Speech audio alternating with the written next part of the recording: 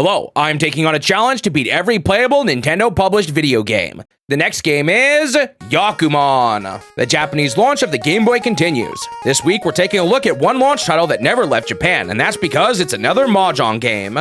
So, one thing I left out on my first video on the Game Boy was Nintendo's way of handling multiplayer on it, the Game Link cable. Now, I could have also picked my video on baseball to talk about it, but believe it or not, Yakuman sort of has a connection to the origin of the Game Link cable. You see, way back in 1983, fresh off the success of the Game & Watch, there was another Nintendo LCD game I haven't talked about yet, Computer Mahjong Yakuman. I guess after the success of the Game & Watch, Nintendo wanted to create a similar device that targeted an older audience, so they made an LCD game that lets you play Mahjong against a CPU, or other players if they also had the same device, and a connector cable that was sold separately.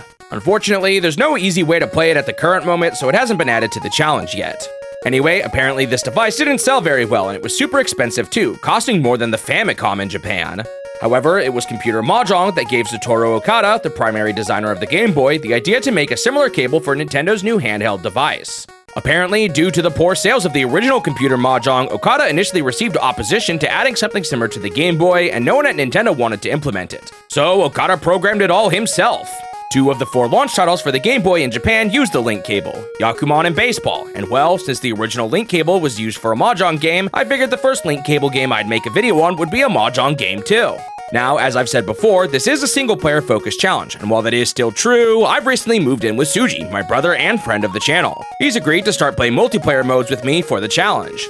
I do want to be clear here though, in the future, whether or not I play multiplayer content is entirely contingent on whether or not I'm able to play with Sudgy, so the base rules of the challenge aren't changing. As far as my win conditions go, I will still focus on single-player content, but now I'll just be able to add a brief bonus section to my videos where I'll talk about the multiplayer a bit too.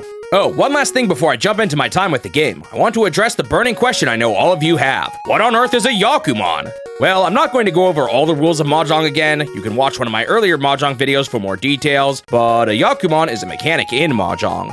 Basically, in Mahjong, there are various hand configurations called Yakus, and they're the primary way you earn points. It's kind of like a hand in poker, although you can have multiple Yakus in a single hand. Anyway, the rarest and most valuable Yakus are called Yakumans. They're kind of the holy grail of Mahjong hands. Don't get too excited that you'll see one of these in my playthrough though, they really aren't all that common.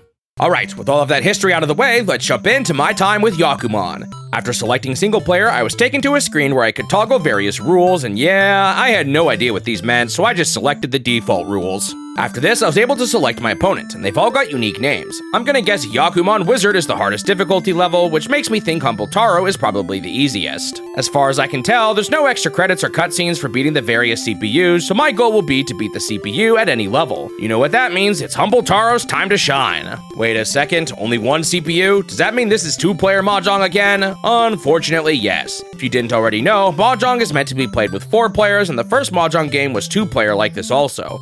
Mahjong still kind of works with 2 players, but certain aspects of the game are balanced around 4 players, and you can definitely tell that it doesn't feel quite right.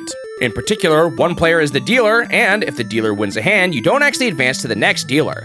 Since it is more likely for the dealer to win when there's only 2 players, this results in there being more repeated hands than you typically would see in a session of Mahjong. Okay, let's get started. Oh boy, these tiles are pretty rough with the low resolution. Most of the bamboo and dot tiles look fine, but yeah, some of those honor tiles aren't great. Also, I'm pretty sure that's supposed to be the bird on the one of bamboo. I was definitely a bit rusty, but I still managed to win the first hand. Nice. At first, I couldn't figure out how to enter Ricci, but looking back at the game, I realized I was in Furitan. If you don't get any of this, don't worry too much, it just means I couldn't get a certain Yaku because of what I had in my discard pile. Thankfully, I still won the hand with a couple of other Yakus, and I had a Dora. Alright, I'm in the lead. Now, I was the dealer that first hand, so the rounds didn't advance at all yet. If you didn't know, you typically play 8 hands in a game of Mahjong, unless, of course, you repeat a hand like this here. In the next hand, I drew 3 white dragon tiles, which meant I already had a Yaku right from the get-go. I also managed to enter Ricci correctly, and I won again. This time, I had 3 Dora, meaning I had enough Han to reach Mongon. If you have no idea what I'm talking about, it basically just means my hand was good enough that I got to take a sizable amount of points from my opponent. Oh, speaking of, if you didn't know, with every win you take points from your opponent, and the goal is to end the game with the most points. So far, I'm doing great at this, although since I won again, that meant we were still on the first hand. There's that 2-player Mahjong at work. Unfortunately, my luck ran out. The CPU won the next hand, and it was an even better hand than the one I got. Darn. I'm still in the lead, but they took a bunch of their points back. Well, at least we finally moved on to the next hand. Now, the CPU is the dealer. I won the next game, although my hand was a bit weak. Just Riichi and Ipatsu Yakus. Okay, hand 3 already. Things are moving a bit faster now. This next round wasn't all that exciting. It was a draw. I was in Tenpai though, which means I was 1 tile away from winning. So remember how I said the hand doesn't advance if the dealer wins? Well, there's actually another condition for the hand to repeat. If the game is a draw and the dealer is in Tenpai, the hand repeats too. Yeah, that basically just means there's even more repeat hands in 2-player Mahjong. The next round was also a draw, and I was in Tenpai again, so we ended up repeating hand 3 a few times. Finally, the CPU won again, but thankfully it wasn't too strong of a hand, so I was still in the lead. But it's definitely getting closer than I would like. I won the next hand with the Riichi Tsumo combo, but not much else. I'll be honest, I'm kinda bad at scoring big points in this game. I'm usually so focused on just having a winning hand that I often don't end up with hands that are worth a whole lot of points. I'll take what I can get though, and with 4 hands complete, we officially finished the East Wind round, and now it was time for the South Wind round. Don't worry too much about what that means, we're basically just halfway done. They won the next hand, but thankfully it was another weak win. Then we had a draw where neither of us even reached Tenpai. So this round showcased another problem with 2-player Mahjong. I really wanted a third South Wind to show up, but in the end, only 2 of them ever appeared in either of our hands. In a typical 4-player game of Mahjong, most tiles show up in any given hand, but in 2-player Mahjong, you only go through like half of the deck. This can be really annoying if you were looking for something that had 0 chance of ever showing up. Okay, there's just 2 more rounds left and I'm in the lead. Come on. Okay, he won again, but it was another weak win. That means just 1 hand left and it's over. If I could win just 1 more game, I'd win the whole thing. Sadly, it was not meant to be. The CPU won the next game, which pushed him just barely in the lead, and the next game was a draw, ending the entire thing with me just barely behind the CPU. Shoot, I was so close. After this, I was shown some kind of scorecard. I don't entirely understand its purpose, but if you beat a CPU, you take points from them, and if you lose to a CPU, they take points from you. As far as I can tell, there's no purpose to this other than to keep track of how good you're doing against each CPU. They never trade points with each other or anything, and it doesn't even save if you power cycle. Seeing this didn't really change what I wanted my goal to be, so I challenged Humble Taro once again. To start, the CPU and I were going back and forth, although eventually I won with a pretty good hand. In this one, I had the Chanta Yaku, which isn't one I see a whole lot. Basically, every run, set, and pair had at least 1 terminal or honor tile in it, and this one's a bit more tough, so it's worth more points than the other Yakus we've seen so far. At this point, I was soundly in the lead, although he had a decent hand soon after and took some of his points back. We went back and forth a little bit after this, but he was just never able to close the gap. After a simple draw, the game was over, and I finally beat the CPU. There we go, my Yakuman goal was complete. Well, that's where I initially ended it, but like I said, I live with Sudgy now, so we also played a game together.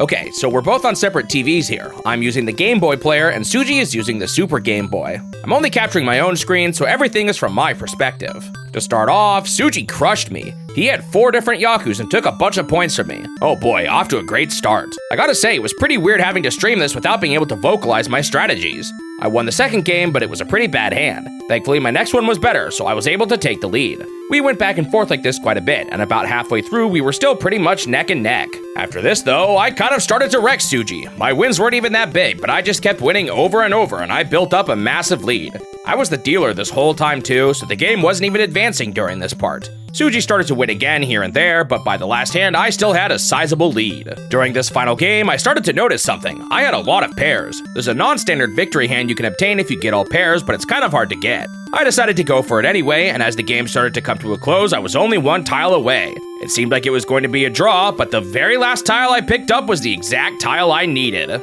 While a victory here meant I won no matter what, this was a really good hand too. The 7 pairs is an extra Yaku, and I got even more points for winning on the very last draw. With all these Yakus and a couple of Dora, I achieved Hanuman, which is even better than the Mongon I got earlier. I swiped a ton of points from Sudgy and finished the game with a dominant victory. With that, my time with Yakuman was complete. On to the review. Well, honestly, this one is a lot like the NES Mahjong I've already played, for better and for worse. I've grown to like the game, but there's also no denying that Mahjong is better with a physical deck and 3 other humans, and it's not really the type of experience I'm looking for when I play video games. I guess it's alright if you really like Mahjong and you're looking for a more convenient way to play, but even in that regard, it falls a bit short. Two-player Mahjong just doesn't work quite right, and it's too bad they didn't make a few more adjustments to the rules to better suit the two-player format. That all being said, there are some improvements here. It's nice to see that there are some rules you can configure, and I like that the game actually has different types of CPUs now. Additionally, adding a player versus player mode really makes a difference. Due to the fact that both players would be sharing a screen, none of these NES Mahjong games I've played even supported a two-player mode, but now that two different people can play on their own screen, it actually works pretty well. I'll be honest, playing with Sudgy made such a big difference that I think I'm going to bump the score up a notch because of it. Now, some of you may not think it's fair that I'm bumping up the score due to the multiplayer content after all the other games so far that didn't get the same treatment, but fret not. I would like to eventually go back to all the old games that had notable multiplayer modes and try them all out with Sudgy, and I may even adjust some scores afterwards if I find that it makes a big enough difference. When I'm done playing them, I might even make a dedicated video on what it was like going back to all these earlier titles. Anyway, I initially planned on giving Yakuman a 4, but after playing the two-player mode, I decided to bump it up to a 5 out of 10. With Yakuman complete, I have now finished 3 out of the 116 Game Boy games in the challenge, meaning I am now 2.59% of the way through all of the Game Boy games. Thanks for watching the video. If you want to see more of these in the future, make sure you subscribe to the channel so that you won't miss out on the next one. Also leave a like if you enjoyed it, since it will help the channel grow and motivate me to continue this series. I hope I will see you in the next step of my quest to beat every Nintendo game.